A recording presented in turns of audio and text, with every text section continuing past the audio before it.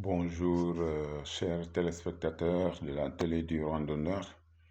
Nous revenons sur cette chaîne de la randonnée pédestre pour parler effectivement de cette discipline avec son agenda alléchant du week-end qui a vu se dérouler la grande randonnée de Dakar avec la Ligue de Dakar sous l'égide de la Fédération sénégalaise de randonnée pédestre.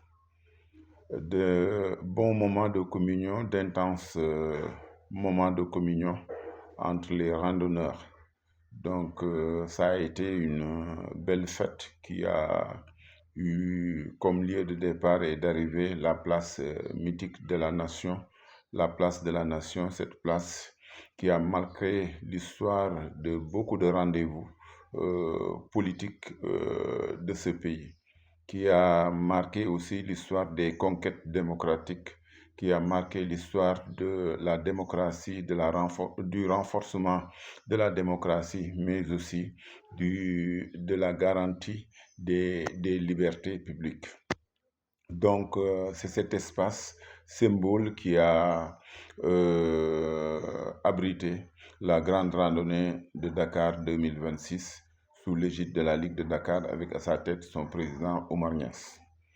Donc, ça nous a permis aussi de savourer un sentier vraiment original qui a été marqué par l'histoire de ce pays à travers les symboles que nous avons eus avec les dénominations des rues traversées, des avenues traversées, des boulevards traversés. Donc, ça a été de bons moments de communion. Nous avons quitté la place mythique de la nation pour emprunter l'avenue Cheikh Ahmadou Bamba, une figure emblématique de la religion au Sénégal qui a œuvré pour la vulgarisation de l'islam, pour la promotion de l'islam à travers le mouridisme, donc dont il est le maître d'œuvre. Donc tout ça montre l'intérêt des noms que nous donnons à nos avenues.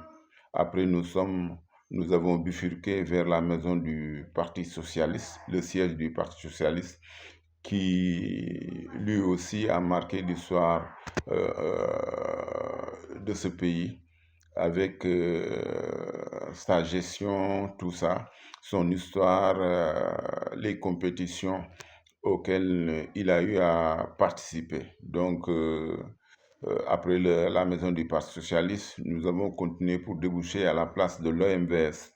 L'OMVS, l'organisation de la mise en valeur du fleuve Sénégal, qui a marqué aussi l'histoire récente de la sous-région avec les pays limitrophes de notre cher Sénégal.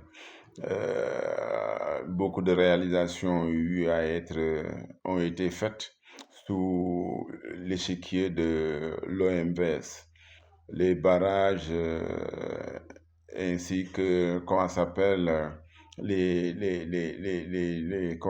relations qui ont été renforcées entre ces pays limitrophes. Donc ça aussi, c'est un pan de l'histoire de la sous-région.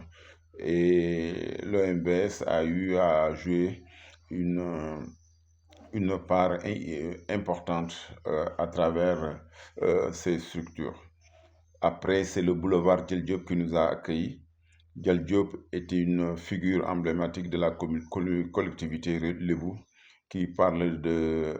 Djel Diop pense à la collectivité Lébou. Donc, c'est une figure emblématique aussi de la communauté Lébou. Donc, c'est ça ce qui nous a poussé à déboucher sur l'avenue Bourguiba.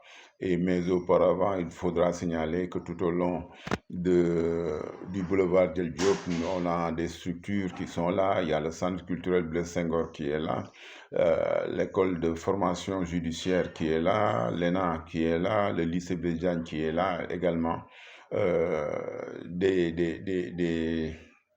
Des symboles qui jonchent par exemple cette ce boulevard Dial Diop, mais aussi il y a le BRT, il y a le cinéma El Mansour qui est devenu un grand centre commercial. Donc tout ça, c'est des symboles qui ont marqué l'histoire de ce pays. Quand nous sommes arrivés à Bourguiba, bon, Bourguiba, c'était aussi une figure emblématique, une figure de l'histoire africaine qui a été à la tête de la Tunisie et qui a beaucoup œuvré au sein de l'Organisation de l'Unité africaine, l'OUA à l'époque. Donc après, nous sommes sortis pour déboucher sur l'avenue Cheikh Anta Diop. L'avenue Cheikh Anta Diop, une autre figure du savoir, de la science, de la culture. Donc c'est sur cette avenue que nous avons emprunté pendant un moment pour sortir par le canal de Fass et revenir sur nos pas à la place de la Nation, à côté du lycée John Fitzgerald Kennedy. Donc la place de la Nation, c'est cette place mythique comme je l'ai dit tout à l'heure. Donc ce fut une très belle randonnée avec le peuple de la randonnée. Donc c'était ça justement l'agenda de ce week-end. Et là, nous cheminons vers une autre date importante avec le club de Cambérène. Le club de Cambérène qui sera à sa 6e édition de la grande randonnée annuelle du club des randonneurs de Cambérène. Et ce sera l'occasion de parler un peu de ce club-là, de rendre hommage à Libas Diong, qui fut un membre émérite de ce club et qui fut également le premier président de la Fédération sénégalaise de randonnée pédestre, vice-président du CAP. Donc, c'est quelqu'un qui est un féru de la randonnée, un homme qui a été qui a été à l'origine de pas mal d'initiatives pour la promotion de la randonnée au Sénégal, surtout au niveau de la massification. Il y a à côté, il y a M. Abdoulaye Sylla qui est aussi un membre émérite du club de Cambérène, arraché à notre affection il y a quelques mois de cela. Donc nous allons rendre hommage à ces gens, mais nous allons parler aussi de l'incivisme qui est un mal qui gangrène notre vie en société, qui gangrène notre société. Justement, c'est un thème majeur parce qu'aujourd'hui, ce qui se passe, nous sommes en face d'un affaissement des valeurs, une insouciance presque généralisée. Et ça, c'est un drame que vit, tout le Sénégal. Donc, les Sénégalais ensemble vont devoir lutter contre ce phénomène parce que le respect, il faut le cultiver à la maison, le cultiver à l'école, le cultiver au niveau de la rue, le cultiver au niveau de la société. Donc voilà, une grande randonnée nous attend, une très belle randonnée avec le club des randonneurs de Cambérène, avec à sa tête le président Amadou Ndiaye. Donc à dimanche, Inch'Allah, pour une très belle randonnée à travers les coins et recoins des parcelles, comment ça s'appelle, Pharmacie Golf, Casbe, tout ça, nous allons traverser ces coins-là avec les randonneurs et le club de randonnée pédestre de Cambérène. À dimanche, Inch'Allah. Bonne journée.